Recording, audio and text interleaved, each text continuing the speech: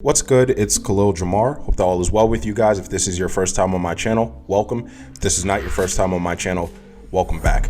And once again, Julius Maddox went after another world record as he recently tried to bench press 804 pounds. And when I first heard this, I kind of wonder why Maddox went after 804 pounds instead of just 800 pounds flat. Some may think that there's not a huge difference. It's only 4 pounds, right? But the closer you reach your limit and the closer you get to your max on whatever lift, the more effort it takes for someone to move just a pound. Anyway, when I first watched this, I'm not going to lie, it did hurt to see. I know eventually that Maddox is going to be able to bench press 800 pounds, but I also know that this man is probably working his ass off to hit this 800 plus pound bench press. He just looks super frustrated when he missed it because it still looks like he has that sticking point that he had the second time he attempted bench pressing 800 pounds. But I do think that this can be a learning lesson for people who may be trying to increase their bench press and might have a similar type of sticking point. Now, I'm not a coach or anything, but I do know enough about the bench press to give a few tips on how to get past this sticking point. Now, the sticking point that Maddox seems to have is midway through him performing the bench press. Now, there are usually 3 types of sticking points, as far as I know, on the bench press that people tend to have. One sticking point is when the weight is able to come down, but then it can't come off the chest. And this is usually because their weak points are their chest and their shoulders. And this is, of course, called a low sticking point. It means you can get the weight down, but you can't get it off of your chest. Now, the second sticking point, and this seems to be the sticking point that Julius Maddox has, is when someone is able to get the weight off their chest, but then they get to a point where the weight just stops and it slowly but surely comes back down. This is called a mid sticking point. And this is usually caused because the weak point is the triceps and the shoulders. Now, the last sticking point is the high sticking point. This usually happens when you get past the midway point, but you can't lock the weight out. And this is due to your triceps being your weak point. Today, I'm just really going to be focusing on how to fix a mid sticking point and what exercises you can do in order to fix this sticking point if you have that problem. Now, usually you can tell you have a mid sticking point issue or a lockout issue a few different ways. One I already mentioned: if the weight comes down to your chest and you're able to get it off your chest, but you're unable to get it past midway and lock out the weight, and it almost looks like there's an invisible spotter behind you pushing the weight back down, you probably have a mid sticking point or a lockout issue. Another way you can tell is if you notice that your elbows start to flare out as you begin to struggle or fail the lift. So basically, if your form breaks down and you're no longer tight midway or toward the end of bench pressing, lockout might be an issue. Now, why does this happen? I already mentioned it's due to having weaker shoulders and weaker triceps. Now, the other reason you might have a mid sticking point is due to poor technique. So as one goes heavier and heavier in the weight that they're lifting, technique becomes paramount. You have to control the weight down in order to move it efficiently back up. The reason you have to do this is so you don't put your shoulders in a compromising position to the point where you can't press the weight back up.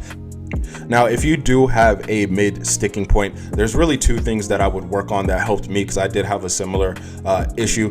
The first thing you want to try doing is practice being as explosive as possible off the chest. Usually I'll do this when I'm warming up with light weight. So if I'm using just the bar, I'll come down slow, pause a little bit, and then explode back up. Basically, I'll go at a tempo of 3 seconds down, a 2-second pause, and then 0-second press. The reason I do this is because as I increase the weight, I remember not only to explode off the chest, but to also control the weight down throughout the whole movement. So that's why I have that 3-second tempo in the beginning, so I can practice lowering the weight down controlled no matter how much weight is on the bar. Pause the bar on my chest for a couple of seconds so that it comes to a complete stop. And now I'm almost forced to explode off my chest. And that just gives me in the mindset that as we get heavier, to keep the same kind of cadence. And the weight, even though it gets heavier, it should all move the same. Of course, as you get heavier, the weight's going to move slower, but the technique should be the same no matter the weight.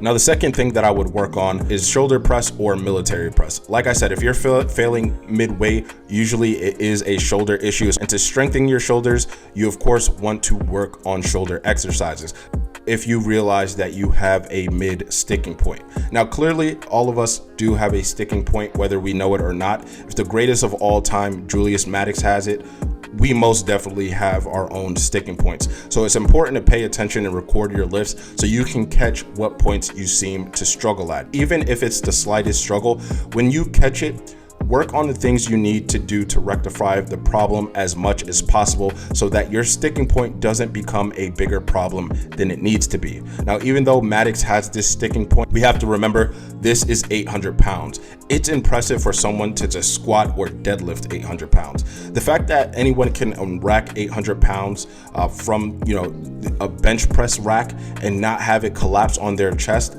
there's nothing I can really use to explain how strong you have to be to do that. Now, even though Maddox has this sticking point, I think it's more of a thing that this is a lot of weight for the human body, and maybe Maddox also just needs a little bit more time to bounce back from his injury. I don't know if I mentioned this earlier in the video, but Maddox did have an injury about a year ago where he injured his pec, and the pec and shoulder, the pecs and the pec and deltoids work closely together on the bench press. So maybe he's not completely over his injury just yet, but there's no doubt in my mind, again, that Julius Maddox is going to be able to bench press 800 pounds. But guys, that is the end of the video. I hoped that some of these tips helped. If you have any of your own tips that you want to share, definitely leave that in the comment section. As always, guys, thank you for watching. Make sure that you do like the video, subscribe to the channel. I'll see you guys later.